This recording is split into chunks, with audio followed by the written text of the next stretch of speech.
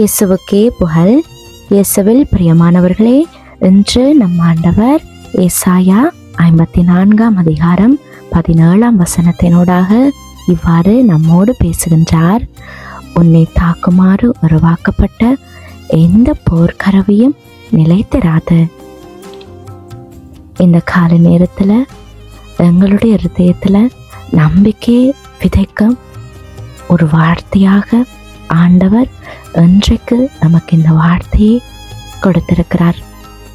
நம்மை சுற்றிலும் எத்தனை பிரச்சனைகள் இருந்தாலும், நமக்கு எதிராக எத்தனை சூழ்நிலைகள் எழுந்தாலும், அவை எங்களுடைய வாழ்க்கையின் முடிவை ஒரு நாளும் தீர்மானிக்காது. ஏனெனில் எங்களோடு இருக்கிறவர் உலகத்தை விட மிக பெரியவர். என்ற வார்த்தை, உனக்கு எதிராக உருவாக்கப்படும் எந்த ஆயுதமும் வாய்க்காது போகும் என்ற இந்த வார்த்தை இன்றைக்கு அநேகருடைய வாழ்க்கைக்கு ஒரு மிகப்பெரிய நம்பிக்கையும் ஒரு மன உறுதியும் கொடுக்கிறது. போர் கருவி என்றது ஆயுதத்தை மட்டும் குறைக்கிறது கிடையாது.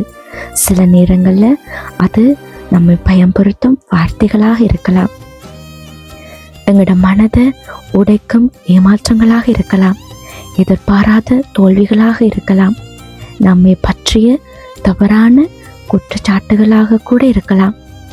நேற்று நம்மை அளவைத்த ஒரு சூழ்நிலை இன்று நம்மை தோற்கடிக்க வேண்டியது கிடையாது. ஆண்டவர் அனுமதிக்காத எந்த தாக்குதலும் எங்களுடைய வாழ்க்கையில நிரந்தரமாக நிலைத்திருக்க முடியாது. இன்றைக்கு அநேகருடைய வாழ்க்கை பல பிரச்சனைகளையும் போராட்டங்களையும் மட்டும்தான் இருக்கு. விடுதலை என்றொரு வார்த்தை கூட அவங்களோட அகராதியில கிடையாது. ஏனென்றா எல்லாரும் ஒரு விதத்துல ஒரு சூழ்நிலைக்கு அடிமையாகி பாதிக்கப்பட்டு கொண்டிருக்கிறோம். இன்றைக்கு ஆண்டவருடைய வார்த்தை அவர்கள் அனைவருக்கும் ஒரு விடுதலையாக இருக்கிறது. ஆண்டவர் எங்களுக்கு ஒரு பிரச்சனையை கொடுக்கிறாருண்டா அது எங்களைய சோதனைக்கு உள்ளாக்க அல்ல, எங்களைய அழிக்க நினைக்க அல்ல. பிரச்சனைகளினூடாக நாங்கள் இன்னுமாக தீட்டப்பட்டு கொண்டிருக்கிறோம். நாங்கள் ஒரு கூர்மையான கத்தி செய்யணுமெண்டா முதல்ல அதை தட்டி நெருப்புல போட்டு சூடு காட்டி வாட்டி இப்படியான பல போராட்டங்களுக்கு பிறகுதான் ஒரு கூர்மையான வாளை, ஒரு கூர்மையான ஆயுதத்தை நாங்கள் உருவாக்குறோம். அது அநேக விதங்களுக்கு பயன்படுது. நல்ல விஷயங்களுக்கும் பயன்படுது, கெட்ட விஷயங்களுக்கும் பயன்படுது. ஆண்டவர் எங்களை இப்படித்தான் சோதிக்கிறார், எங்களுக்கு இப்படித்தான் சவால்களை கொடுக்கிறார். ஆனால் நாங்கள் அதுலேருந்து எப்படி ஜெயிச்சு நல்ல முறையில் முன்னேறணும், நல்ல முறையில் வெளிவரணும் என்றது தான் பார்க்கணுமே தவிர நாங்கள் இந்த பிரச்சனைகளுக்குள்ளாக மூழ்கி அதுக்குள்ளேயே மறைந்து அழிந்து போகக்கூடாது. ஆண்டவர் இன்றைக்கு கொடுத்த இந்த வார்த்தையை நாங்கள் எங்களோட வாழ்க்கையில் எந்த அளவுக்கு முக்கியத்துவம் கொடுக்கிறோம் என்று சற்று யோசித்து பார்ப்போமா? நீங்கள் கடந்து வந்த பாதைகளை கொஞ்ச நேரம் நினைச்சு பாருங்க. எவ்வளவு சவால்கள், எவ்வளவு பிரச்சனைகள், எவ்வளவு ஏமாற்றங்கள், போராட்டங்கள். நீங்கள் ஒவ்வொரு நாளும் உங்களோட வாழ்க்கையை போராடி கொண்டு தான் இருக்கிறீங்க. போராட்டத்தின் மத்தியில தான் நீங்கள் வாழ்ந்து கொண்டு இருக்கிறீங்க. நீங்கள் ஒவ்வொரு நாளும் எடுத்து வைக்கிற ஒவ்வொரு அடியையுமே நீங்கள் நிர்மாணிக்கிறது கிடையாது, மேலே இருக்கிற எங்களுடைய தகப்பன் நிர்மாணிக்கிறார். நீங்கள் இவ்வளவு போராட்டங்கள மத்தியிலையும் நீங்கள் கடந்து வந்திருக்கிறீங்க. இந்த நேரத்தில் நீங்கள் இந்த நிமிடத்தில் ஈரோடு இருக்கிறீங்க. எவ்வளவு போராட்டங்களை சந்திச்சிருப்பீங்க. நீங்கள் ஒரு புது வீடு கட்டணுமெண்டா அதில் ஒரு போராட்டம், ஒரு நல்ல வேலை உங்களுக்கு கிடைக்கணுமெண்டா அதில் ஒரு போராட்டம், குடும்ப வாழ்க்கை நல்லபடி அமையணுமெண்டா அதில் ஒரு போராட்டம், பிள்ளைகள் படிக்கிறண்டா அதில் ஒரு போராட்டம். இப்படியாக அநேக போராட்டங்கள் உங்களுக்கு எதிராக வந்து கொண்டே இருக்கலாம், உங்களோட வாழ்க்கையில் வந்து கொண்டே இருந்திருக்கலாம். ஆனால் அது ஒவ்வொன்றுக்கும் நீங்கள் அகப்படாமல் எந்த நிமிஷம் வரைக்கும் பயணித்து கொண்டிருக்கிறீங்க இல்லையா? அதுக்கு காரணம் எங்களை படைச்ச ஆண்டவர். ஏனண்டா எங்களால் தாங்கக்கூடிய சுமையை மட்டும்தான் அவர் எங்களை மேலே தருவார். அதை விட எக்ஸ்ட்ராவாக ஒரு படி கூட அவர் உங்களை தாங்க விட மாட்டார். நீங்கள் அது கூட உங்களால் முடியாது, அப்பா என்னால் இந்த போராட்டத்தை சந்திக்க முடியலை, தாங்கிக் கொள்ள முடியலைன்ற ஒரு வார்த்தை நீங்கள் அவரை பார்த்து சொன்னீங்கண்டா நிச்சயமாக அவர் அதையும் தூக்கி சுமக்கிறதுக்கு தயாராக இருக்கிறார். ஆண்டவருடைய வார்த்தை, தன்னை பின்பற்றுகிறவர் தன்னுடைய சிலுவையை தூக்கி கொண்டு நாள்தோறும் என்னை பின்பற்றட்டும் என்று சொல்லுகிறார். அது காரணம் என்னன்னா, இன்றைக்கு உலகத்தில் இருக்க அநேகர் சந்தோஷத்தில் விட கஷ்டத்தில் தான் ஆண்டவரை தர்றீங்க. நீங்கள் ஆண்டவரோட இன்னும் ஐக்கியமானோம்டா உங்களோட சுமைகளை சுமங்க, உங்களோட பாரங்களை சுமங்க. அது அவ்வளோத்தையுமே நீங்கள் கஷ்டமாக பார்க்காதீங்க. ஆண்டவர் எனக்கு கொடுத்த அன்பு பரிசுன்னு பாருங்கள். ஏனண்டா நாங்கள் அவருக்கு என்ன கொடுத்தோம்? எங்களோட மேலே உயிராக இருந்தவருக்கு, எங்களோட மேலே அதிக அன்பு வச்சவருக்கு நாங்கள் கடைசியில் என்னத்தை பரிசாக கொடுத்தோம்?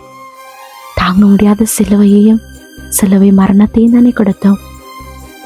அப்படி இருக்க நாங்கள் சுமக்கிற பாடுகள் எல்லாம் எம்மாத்திரம் எங்களுக்காக அவருடைய ஜீவனையே பலியாக கொடுத்தவருக்கு நாங்கள் ஆஃப்டர் ஒரு சுமை. அது என்ன? அந்த நீங்கள் சாகிற அளவுக்கு உங்களோட வாழ்க்கையில் எந்த பிரச்சனையும் வந்துடாதே, எந்த சுமையும் அவர் கொடுத்ததில்லையே. அதை சுமந்து கொண்டு போகிறதுல, ஆண்டவருக்காக நினைச்சு சுமக்கிறதுல எவ்வளவு ஒரு ஆசீர்வாதம் உங்களுக்கு இருக்குது. நீங்கள் அப்படி நினச்சி சுமங்க. நீங்கள் சுமையை ஏன் உங்களோட ஒரு பாரமாக பார்க்குறீங்க? உங்களோட குடும்பத்தை சுமக்கிறதே நீங்கள் ஒரு பாரமாக பார்க்குறீங்க. அன்பாக பாருங்கள், அது ஒரு கடமையாக பாருங்கள், ஒரு பொறுப்பாக பாருங்கள். நிச்சயமாக ஆண்டவர் அப்பொழுதுலேருந்து உங்களோட வாழ்க்கையை ஆசீர்வதிப்பார். எங்களுக்கு எதிராக எவ்வளோ ஆயுதம், நீங்கள் உயர போறீங்கன்னா நிச்சயமாக அநேகருடைய கண்கள் உங்களுக்கு எதிராகத்தான் இருக்கும். அநேகருடைய வார்த்தை மனநிலை உங்களுக்கு எதிராகத்தான் இருக்கும். ஆனால் ஆண்டவர் அனைத்தையும் முறியடிக்க வல்லவராக இருக்கிறார். அதனால் நீங்கள் எதுக்குமே கவலைப்படாதீங்க. இந்த காலை நேரத்தில் நீங்கள் ஒன்றை மட்டும் நினைவில் வச்சுக்கொள்ளுங்க. நேற்று நடந்தது என்று சுமந்து கொண்டு செல்ல வேண்டிய அவசியம் இல்லை. நேற்றைய கண்ணீர் நீங்கள் தூங்கி எழும்பினதும் அது மறைஞ்சு போயிடுச்சு. இன்றைக்கு ஆண்டவருடைய வாக்குத்தத்தத்தோடு எழுந்துருங்க. மனுஷர்கள் எங்களை கைவிட்டாலும் ஆண்டவர் எங்களை கைவிட மாட்டார். எங்களோட ஒரு கதவு தானே எங்களுக்கு மூடிட்டு, ஆனால் 1000 கதவுகளை ஆண்டவர் எங்களுக்கு திறந்து வைக்க ஆயத்தமாக இருக்கிறார். அதனால் நீங்கள் நம்பிக்கையோடும் விசுவாசத்தோடும் ஒவ்வொரு நாளையும் தொடங்குங்க. எனக்கு எதிராக வருகிற எதுவும் என்னை அழிக்க முடியாது, என் ஆண்டவர் என்னோடு இருக்கிறார் என்ற இந்த வார்த்தையை மட்டும் அன்றாடம் உங்களோட மனசில் சொல்லிக்கொண்டே இருங்க. இந்த நாள் முழுவதும் ஆண்டவருடைய சமாதானம் உங்களுடைய இருதயத்தை நிரப்பட்டும். உங்களோட குடும்பத்தையும் உங்களுடைய தொழில் துறையும் உங்களுடைய எதிர்காலத்தையும் அவருடைய கரங்கள் ஒப்புக்கொடுங்க.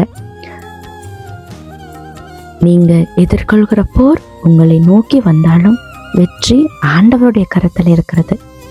அதனால் நம்பிக்கையோட கண்களை மூடி ஆண்டவர்கிட்ட ஜெபம் செய்வோமா? அப்பா தகப்பனே, இந்த புதிய நாளை எங்களை ஒவ்வொருவருக்கும் இதுக்காக உங்களுக்கு நன்றியப்பா. எங்களை நோக்கி வருகிற ஒவ்வொரு பயத்தையும் எதிர்ப்பையும் தீமையையும் உங்களோட கரங்களில் ஒப்பு கொடுக்குறோம். எங்களை தாக்க உருவாக்கப்படும் எந்த போர் கருவியும் நிலைத்திருக்காது என்று உங்களோட வாக்குத்தத்தத்தில் எங்களுக்கு அதீத விசுவாசம் இருக்கிறது. ஒன்றுக்கு முழுவதும் உங்களோட சமாதானத்தோடும் தைரியத்தோடும் நாங்கள் நடக்க எங்களுக்கு கிருபை செய்யுங்க. ஆமேன்.